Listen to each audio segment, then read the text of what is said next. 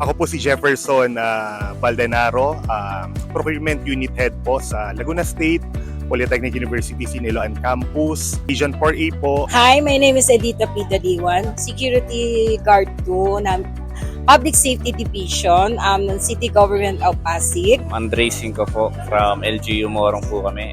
Justin Jacob Carigma po from LGU Morong. Ako si Mary Ann Fernandez, Barangay San Antonio, Pasig City.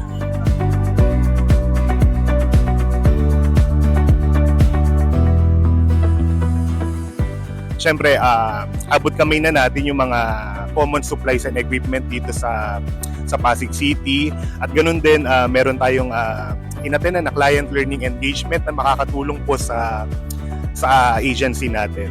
Nahimo ko dahil sa una, mura at affordable po siya. At makakabili rin po ng retail kahit papano po. Mas mura siya kaysa sa ibang supplier, kaya gumekta kami dito kahit malayo.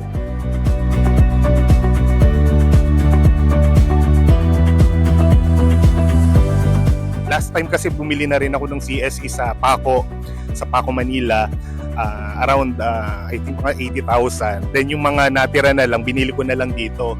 Mga bond papers, scissors, rugs, and yun, maraming klaseng CSEs. Ang mga item, bond paper, air freshener, Splenda, mga brown envelope, mga folder, yung mga office supply, tsaka cleaning materials.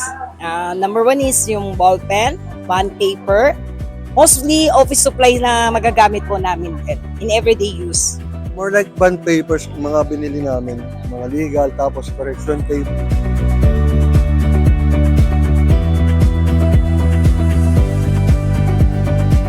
Ang backbone kasi talaga ng mga ahensya is syempre nandiyan ang procurement.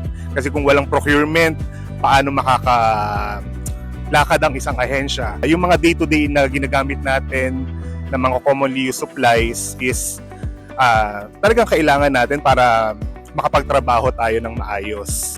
Number one, sa reporting, mostly kailangan po namin yan. Liban pa doon is yung everyday use natin nagagamit siya. Yung mga bond papers, lagi namin ginagamit yun sa office. So, kailangan talaga namin ng mga stock na ganun. Daily needs at laging request kasi yung mga in-order namin.